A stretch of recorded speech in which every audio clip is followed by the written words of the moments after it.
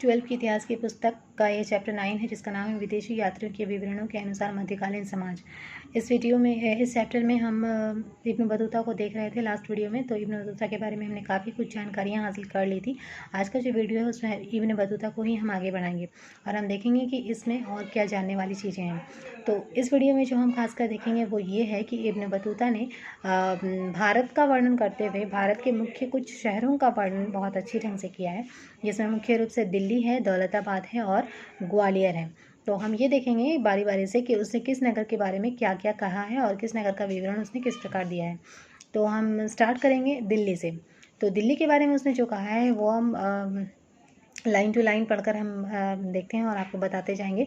तो इसमें लिखता है कि दिल्ली विस्तृत क्षेत्र में फैली हुई घनी आबादी वाला एक शहर है और नगर के चारों ओर प्राचीर बने हुए हैं जो कि अतुलनीय हैं। और इन दीवारों की जो चौड़ाई है वो 11 हाथ मतलब लगभग 20 इंच के बराबर है। और इसके अंदर रात्रि के पहरेदार और द्वारपालों का कक्ष है, मतलब उसके अंदर जो गार्ड होते हैं जो रात के समय में रक्षा करते हैं और जो गार्ड द्वारपाल होते हैं उनका कक्ष है, यानी कि वो लोग वहाँ पर रहते हैं। और प्राचीर के अंदर क्या है, जब अगर बाहर गार्ड है तो फिर अंदर क्या है, तो अंदर खाद्य सामग्री है, हथियार है, बारूद है और इनका संग्रह है और भंडार गृह बने हुए हैं। फिर वो कहता है प्राचीर के भीतरी भाग में घुड़सवार और पैदल सैनिक शहर के एक छोर से दूसरे छोर तक आते जाते रहते हैं।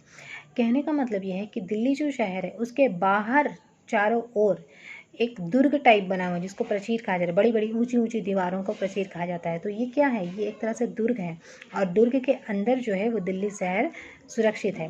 तो उसके जो दुर्ग के अंदर क्या क्या सुरक्षित रखा गया है, तो दुर्ग के अंदर रखा गया है खाद्यान्नों को, हथियारों को, गोला बारूद को। और दुर्ग के अंदर ही जो पैदल सैनिक और घुड़सवार हैं वो एक जगह से दूसरी जगह आते जाते रहते हैं शहर के दोनों छोर पर। और प्राचीर से खिड़कियां बनी हुई, मतलब जो ऊंची ऊंची जो दीवारें हैं उनमें बीच बीच में खिड़कियां बनी हुई हैं जो शहर की तरफ खुलती हैं और प्रकाश इन्हीं खिड़कियों के द्वारा शहर के अंदर आता है। प्राचीर का ऊपरी भाग ईंटों से बना हुआ और निचला भाग पत्थर से बना हुआ है। इसमें एक दूसरे के पास पास बनी हुई कई मीनारें हैं। इस शहर में 28 द्वार हैं और इसमें से बदायूं दरवाज़ा सबसे विशाल है। मांडवी दरवाजे के भीतर एक अनाज मंडी है। गुल दरवाजे के बगल में एक फलों का बागीचा है। इसमें एक बहुत ही अच्छी कब्रगाह है जिसमें बनी कब्रों के ऊपर गुंबद बनाई गई है और जिन कब्रों पर गुंबद नहीं है उनमें मेहराब है। कब्रगाह में कंदागार, चमेली और जंगली गुलाब जैसे फूल उगाए जाते हैं। फूल सभी मौसम में खिले रहते हैं। तो ये था दिल्ली शहर का वर्णन जो इब्न बतूता ने दिया है। वो ये कहना चाहता है कि दिल्ली शहर को कितना सुरक्षित रखा गया है। दिल्ली शहर के चारों ओर ऊंची ऊंची दीवारों के प्राचीर बने हुए हैं, यानी कि दिल्ली शहर को बाहरी दुर्ग से सुरक्षित रखा गया है। और दुर्ग के अंदर दिल्ली शहर के लोगों को, फिर उनके खाद्यान्नों को, फिर सैनिकों के जो गोला बारूद है उनको कितनी सुरक्षित रखा गया है। और दिल्ली के अंदर भी शहर के एक छोर से दूसरे छोर तक सैनिक आना जाना कर रहे हैं। और दिल्ली शहर में जो मंडी है उसका भी वर्णन किया गया है। फिर यहाँ पे कब्रगाहों का वर्णन किया गया है, बगीचों का वर्णन किया गया है। तो ये थे दिल्ली शहर का वर्णन जो इब्न बतूता ने दिया है। उसके बाद हम देखेंगे दौलताबाद का वर्णन उसने किस प्रकार दिया है। दौलताबाद के बाजार का विवरण इब्न बतूता इस प्रकार देता है कि दौलताबाद में पुरुष एवं महिलाएं गायकों के लिए एक बाजार है जिसे ताराबाद कहते हैं। मतलब ताराबाद जो है वो एक ऐसा बाजार है जिसमें स्त्री और पुरुष दोनों गायन का काम करते हैं। यहाँ सबसे विशाल और सुंदर बाजारों में से एक है। यहाँ बहुत सी दुकानें और प्रत्येक दुकानों में एक ऐसा दरवाजा है जो मालिक के आवाज़ में खुलता है। दुकानों को कालीनों से सजाया गया है और दुकान के मध्य में झूला है जिस पर गायिका बैठती है और वह सजी होती है और सेविकाएं उसे झुलाती हैं। बाजार के मध्य में एक विशाल गुम्बद खड़ा है जिसमें कालीन बिछाए गए हैं और सजाया गया है। इसमें प्रत्येक गुरुवार सुबह की इबादत के बाद, यानी सुबह की नमाज के बाद, संगीतकारों के प्रमुख अपने सेवकों के साथ स्थान ग्रहण करते हैं। गायिकाएं एक के बाद एक झुंडों में उनके समक्ष आकर सूर्यास्त तक गाती हैं और नाचती हैं, जिसके पश्चात वे चले जाते हैं। तो ये था दौलताबाद शहर का वर्णन जो इब्न बतूता ये दे रहा है। इसके बाद जो उसने ग्वालियर शहर का वर्णन किया है वो कहता है कि भारत के कई शहर में किलों का वर्णन किया गया है। ग्वालियर, उदाहरण के लिए ग्वालियर का वर्णन करते हुए वो किलों की बात करता है और दुर्गों की बात करता है कि यहाँ की जो दुर्ग हैं वो अजेय हैं। अजेय मतलब होता है ऐसा दुर्ग जिसे कोई जीत नहीं सकता। और किले के द्वार पर पत्थरों को तराश कर हाथी का महावत की मूर्ति बनाई गई है। मतलब हाथी चलाता है जो, उसे महावत कहते हैं, तो उसकी मूर्ति बनाई गई है।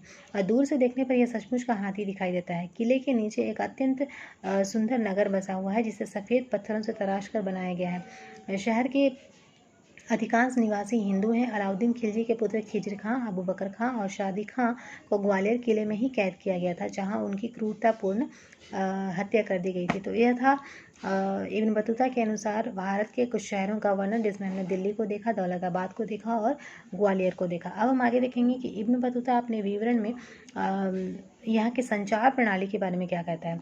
तो वो जिस तरह से अभी यहाँ पे मोबाइल और इंटरनेट के द्वारा संचार के साधनों के रूप में इसे जाना जाता है या यूज़ किया जाता है, उस समय ये सारे साधन नहीं थे, लेकिन उस समय भी संचार तो होता था। तो उस समय संचार के क्या साधन थे, तो उस बारे में वर्णन करते हुए वह कहता है कि उस समय 2 प्रकार की डाक व्यवस्था थी जो कि संचार का काम करती थी। अश्व डाक व्यवस्था, जिसे उलुक कहा जाता था, इसको नोट करना। अश्व डाक व्यवस्था, जिसे उलुक कहा जाता था, इसमें क्या होता था, हर 4 मील की दूरी पर स्थापित राजकीय घोड़ों द्वारा चली थी। मतलब हर 4 मील की दूरी पर घोड़ों को व्यवस्थित किया गया था। और पैदल डाक सेवा क्या था, पैदल डाक सेवा व्यवस्था जो थी उसमें प्रति मील, मतलब हर एक मील में 3 अवस्थान होते थे। 3 अवस्थान मतलब 3 रुकने के स्थान होते थे, जिसे दाबा कहा जाता था। और यह 1 मील का 1/3 होता था। और हर 3 मील पर घनी आबादी वाला एक गांव होता था, जिसके बाहर 3 मंडप होते थे, जिनमें लोग अपना कार्य आरंभ करने के लिए बैठे रहते थे। उनमें से प्रत्येक के पास 2 हाथ लंबी एक छड़ी होती थी, जिसके ऊपर तांबे की घंटी लगी होती थी। और जो संदेश वाहक होता था, वो जब शहर से निकलना आरंभ करता था तो उसके एक हाथ में संदेश होता था और दूसरे हाथ में वो छड़ी होती थी, जिसमें ऊपर में पीतल की घंटी लगी हुई थी। और वो अपनी पूरी ताकत लगाकर दौड़ता था और दौड़ते हुए जाता था।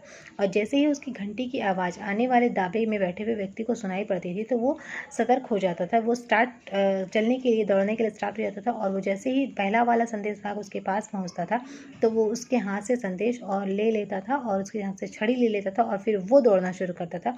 और फिर आगे जो अगला संदेश वाहक बैठा होता था, वो चीज़ ले लेता था। इस तरह से ये लोग संदेश वाहक अपने गंतव्य स्थान तक पहुंचता था और अपना संदेश देता था। तो इस तरह से उसने संदेश के बारे में कहा है कि किस तरह से संचार के साधन उस समय मौजूद थे। उसका विवरण में आगे वो कहता है, आर्थिक स्थिति के बारे में वो बताता है। तो आर्थिक स्थिति के बारे में लिखते हुए वो कहता है कि भारत से कपास, गेहूँ, चावल, नारियल, मसाले, शाल आदि अरब, मेसोपोटामिया, खुरासान और ईरान भेजे जाते थे। और वहाँ लंका से दालचीनी एवं हाथी, चीन से मूंगे, बांस की डलियाँ और मेसोपोटामिया से कालीन का आयात किया जाता था। मतलब ये चीज़ें भारत में मंगाई जाती थी। और तत्कालीन प्रचलित मुद्राओं के नाम उनके वजन का भी उल्लेख करता है। इसके बाद हम देखेंगे कि इब्न बतूता ने अपनी यात्रा वृत्तांत में किन किन परेशानियों का वर्णन किया है। तो इब्न बतूता, जिस तरह से अलबरूनी को अपनी यात्रा लिखने में काफ़ी कठिनाइयों का सामना करना पड़ा था, उसी तरह से इब्न बतूता को भी कुछ मुश्किलों का सामना करना पड़ा। तो उन मुश्किलों के बारे में कहते हुए इब्न बतूता कहता है कि उसे अपनी यात्रा के दौरान कई बार डाकुओं के आक्रमण का खतरा रहा और कई बार उसे डाकुओं द्वारा लूट लिया गया।